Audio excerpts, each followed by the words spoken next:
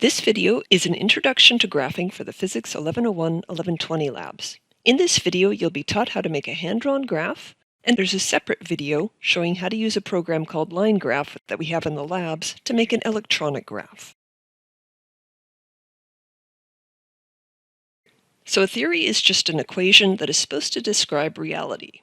So this equation describes the displacement of a body moving at a constant velocity. Now, a theory is said to be linear if it follows the pattern y equals mx plus b, the equation of a straight line on a graph. And this theory does, because each of its variables corresponds to one of the variables in y equals mx plus b. So d corresponds to the y variable, and t corresponds to the x variable. Furthermore, each of the constants in this theory also corresponds to one of the constants in y equals mx plus b. So the velocity of the body corresponds to the slope, and the initial displacement corresponds to the y-intercept. Now, when a theory is linear, that means it predicts three things. It predicts that if you plot your variables from the theory on the x and y axis of your graph, that you'll get a straight line graph, that the slope of the graph will be equal to the value predicted by the theory, v in our case, and that the y-intercept will also be equal to the value predicted by the theory, d0 in our case. So what we do in the labs is we take our data experimentally, then we plot it on our graph, we fit a straight line through the data, and then we calculate an experimental value for the slope and the y-intercept. And then you ask yourself, is my data linear with an uncertainty? I'll explain later in the video how you decide that.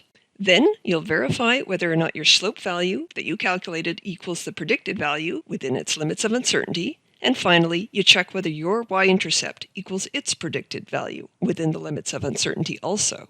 So if you can say yes to those three things, yes, your data was linear with an uncertainty, yes, the slope value equaled the predicted value with an uncertainty, and yes, the y-intercept also equaled its predicted value with an uncertainty. If you can say yes to all of those, your data verified this theory. In other words, your data was in keeping with the three predictions made by this equation. Now, before I move on to talking about how you make a hand-drawn graph, I'm going to note that sometimes you want to verify a theory that is not linear. So for example, this theory. This theory governs the swing of a pendulum. T is the time for one complete back and forth swing of the pendulum, and L is the length of the pendulum. And then we have these constants for pi squared over g, the acceleration due to gravity. And so this is a nonlinear relationship because it's t squared versus L. That means if we just plot t versus L, we'll get something that looks like this, a square root relationship. It's not linear, so we can't analyze it very easily. However, there's something we can do. It's called linearizing the data. So let's compare this theory to y equals mx plus b.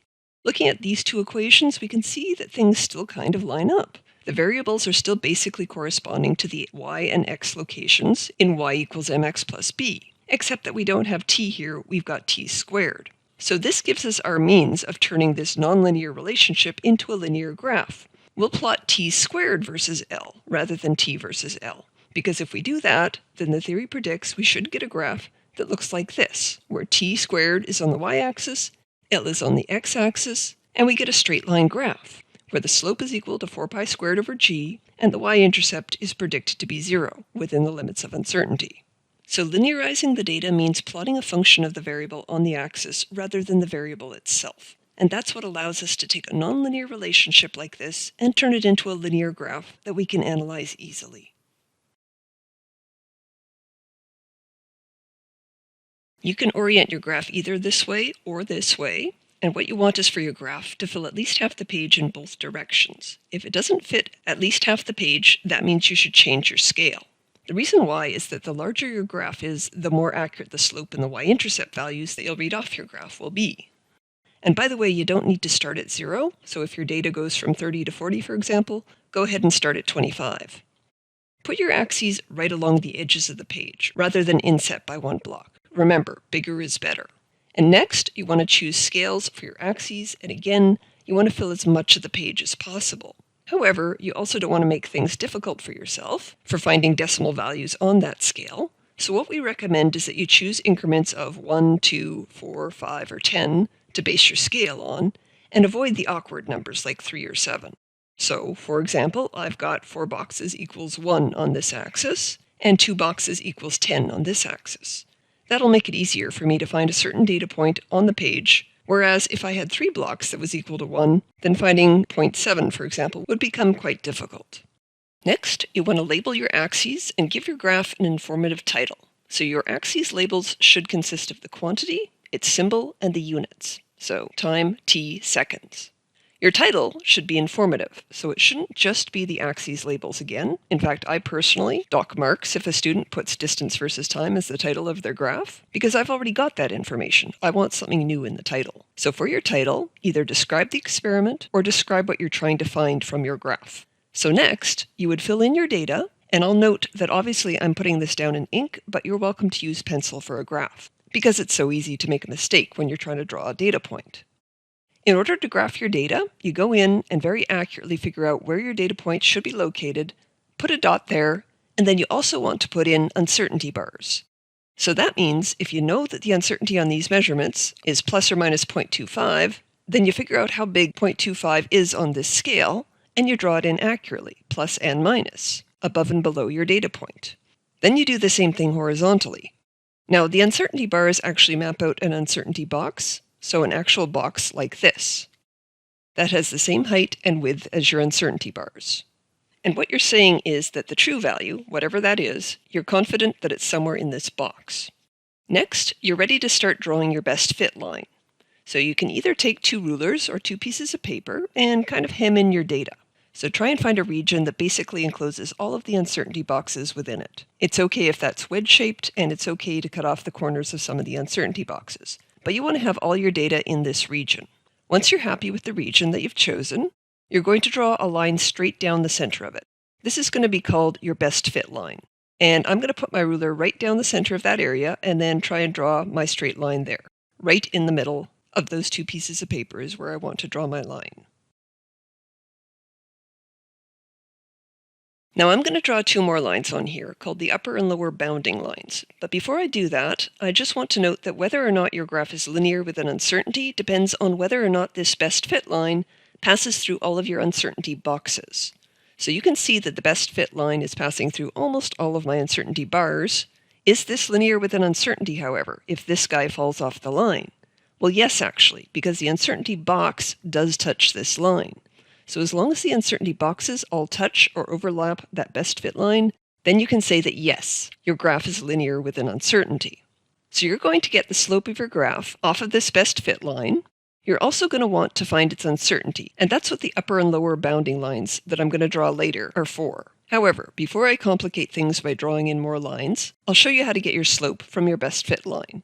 So to get your slope, first you want to choose 2 points that are on the line itself. So not data points, but points on the straight line. So for example, this point and this point. The farther apart they are, the more accurate your slope value is going to be. Now I'm going to label these. So this will be x1, y1, and this one will be x2, y2. So then the slope calculation is, and you've probably seen this before, slope is equal to y2 minus y1 over x2 minus x1. So I can read these values off of my graph now. So y2 will be this value, so that's 4.5. y1 will be 1.25. x2 is 95, and x1 is 45. So that gives me 3.25 divided by 50, or 0.0625, pardon me, I just made a mistake, 0.065, and you should put units on it. So it's rise over run, so in this case, meters per second. And I'll rewrite this because I made a mistake. So that's how you find the slope of your best fit line. Now, as I said, I'm going to draw 2 more lines in here, and we're going to use those to find the uncertainty for the slope value. So to draw my bounding lines, I do want this area hemmed in again. In fact, I'd recommend you draw all 3 of these lines at the same time, rather than stopping and calculating a slope, like I did. So this is the area that contains all my data, and my 2 bounding lines are just going to go from the top edge over here to the bottom over here, and from the bottom here to the top over here. So I'm going to be making an X across my data. You don't have to be super accurate about this because an uncertainty is an estimate. I'll go roughly from the top here to the bottom down here, and then from the bottom here over to the top on the other end. Now, if you do this carefully, all three of your lines should pass through the same point. It's not a big deal if they don't, because these two extra lines, the bounding lines, are just there to give you an estimate on what the uncertainty of the best fit line's slope is. Next, you would want to choose 2 points on your upper bounding line, that is the steep one, and also on your lower bounding line, so the less steep one. So you choose a point, say here and here, and you're going to calculate the slope of this upper bounding line and also calculate the slope of the lower bounding line. And then, for the uncertainty of the best fit line, which, remember, is that middle line, the uncertainty of the best fit line would then be equal to 1/2 the difference of the slope of the upper bounding line minus the lower bounding line. So you calculate the slope of these two lines, plug those slopes in here, 1/2 of the difference between them should be the uncertainty on the center line, the best fit line. Now there's one more quantity that you're going to need to get off your graph, and that's the y-intercept. Now, if my x-axis had started at 0, then I could just extend this line back and read off what my y-intercept is. Unfortunately, this graph does not start at 0, so I will have to calculate it. So, you choose a value on the line itself, and then you plug that into y equals mx plus b, and solve for b. So you could take this x and y value, plug it in here, and with the slope that you calculated, you solve for your y-intercept. You'll also want to get an uncertainty on the y-intercept, and again, the uncertainty of the y-intercept for the best fit line would just be 1/2 the difference between the y-intercept of the upper bounding line minus the y-intercept of the lower bounding line. And then, the next thing you're going to do is come up with an equation of best fit for your graph. Now, to write your equation of best fit, you're going to need the linear theory that the data on your graph is supposed to be governed by. And you're also going to need your experimental values for the slope and the y-intercept of the best fit line, the middle one. So your equation of best fit that you write on your graph is going to look just like this, except you'll have actual experimental values for the slope and the y-intercept. So first of all, we put the symbol of what we've got on the y-axis. So you don't put down y, you actually put down d for distance, equals, and now I put in my experimental value for the slope.